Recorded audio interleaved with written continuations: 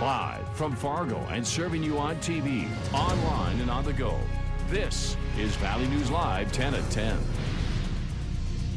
We begin tonight with breaking news. For the second time in a couple of nights, police have set up a perimeter in the FM area to try and catch a man on the loose. Good evening, everyone, and thanks for joining us tonight. Tonight, the perimeter includes Gooseberry Park in Moorhead, and authorities are also keeping a close eye on nearby Lindenwood Park in Fargo. Valley News Team's Cornelius Hawker joins us live from the Minnesota side of the Red River with the details. Cornelius?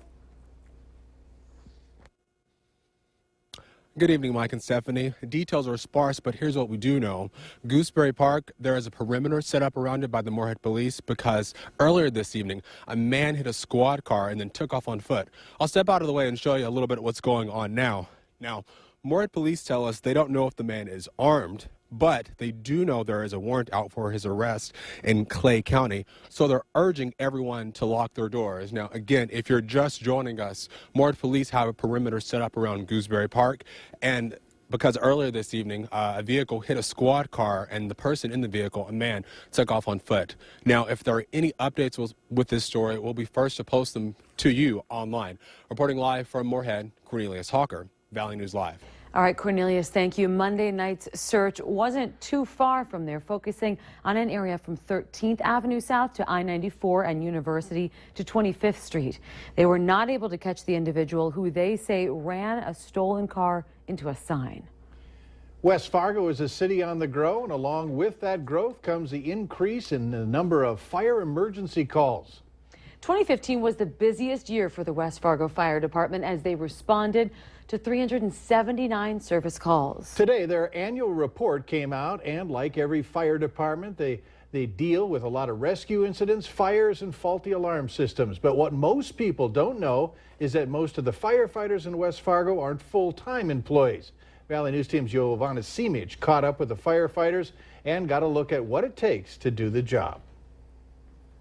Joe Johnson decided to become a volunteer firefighter for one important reason. Making people happy on the worst days of their lives. We're out there doing what we can, and if we can just even save a little part of their house or find a little trinket, I mean, it just makes their day. The West Fargo Fire Department is made up of about 40 volunteer firefighters.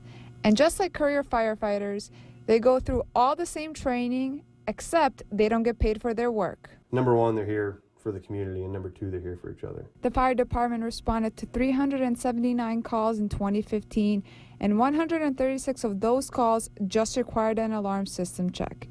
Regardless of what type of call it is, the department says all calls are important.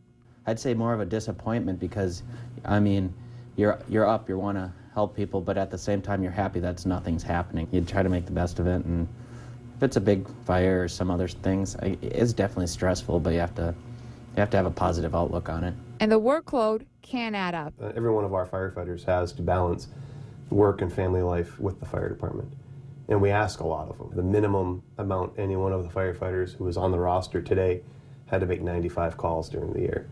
And I have firefighters that made upwards of 80% of all the calls. However, there is a reason that the West Fargo Fire Department have not made the volunteers full-time employees. We still have a tremendous resource that we're able to tap here in the city, and that's our volunteer firefighters. These men and women that actually want to participate, and they give their time and energy and service to the community. Giovanna Simic, Valley News Live. And the firefighters from West Fargo attend mandatory training twice a month, every month.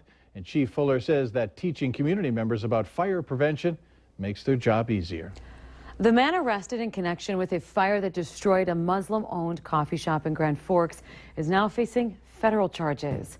25-year-old Matthew Gust of Minnesota is already charged with felony arson by the state. In a federal court hearing yesterday, Gust was charged with malicious use of an explosive device and use of a destructive device during crime or violence. The fire was started at the Juba Coffee House in Grand Forks on December 7th using a device made with a 40-ounce beer bottle. Nobody was hurt in the fire. A detention hearing is scheduled for Friday. The number of homeless students in Fargo and West Fargo is now pushing 250 kids. And with no permanent address to call home, it places additional strains on their learning. Officials say that when the students are worried about where their next meal will come from or where they will sleep at night, they can't focus on their education in the classroom. It is very difficult to see a family who is struggling and just getting the child to school in the morning and having them prepared for the day is almost more of a task than some families maybe can handle. Detroit Lakes, by comparison, has over 80 homeless students. In tonight's Healthier Me, a new warning from the Minnesota Health Department as more cases of the dangerous Zika virus are reported. Health officials are asking doctors to watch for signs of the mosquito-borne virus in sick people who have recently traveled to Latin America or the Caribbean. Most people don't get very sick when they're infected, but there's growing concern the virus may cause birth defects. Camille Williams has our story.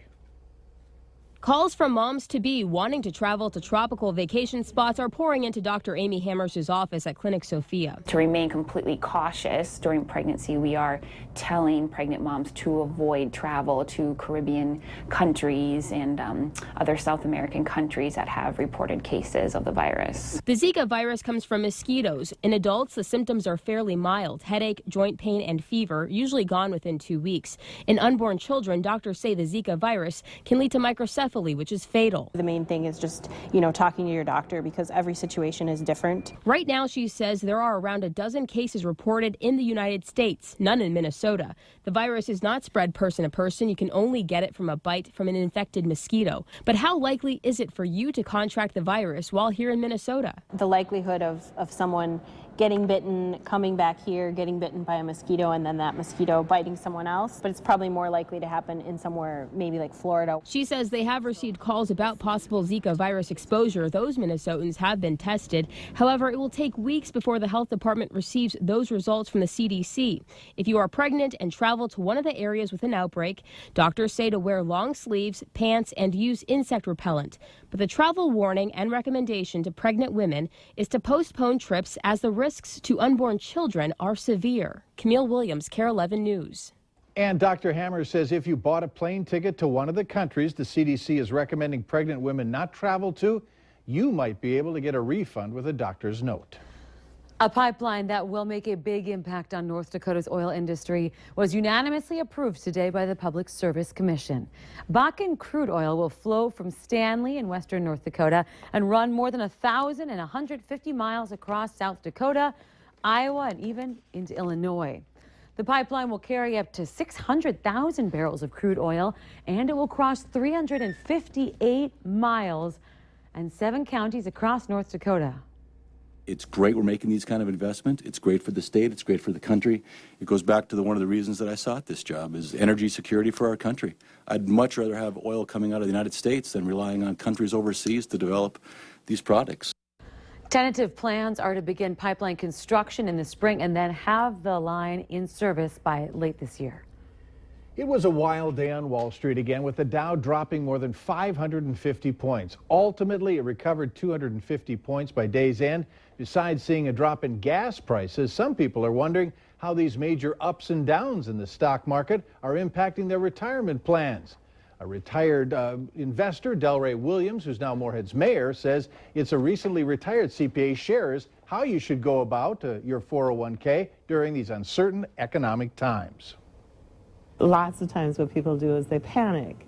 It's going down, and then instead of when you say buy low, sell high, you're gonna be selling when it's at its lowest instead. Where so you're making sure that your loss is final. You've now made it a loss, but until then, it really isn't a loss. A tax specialist also says you should continue contributing to your 401k because no matter your losses, you could receive a tax credit for the money that you are putting into your retirement plan.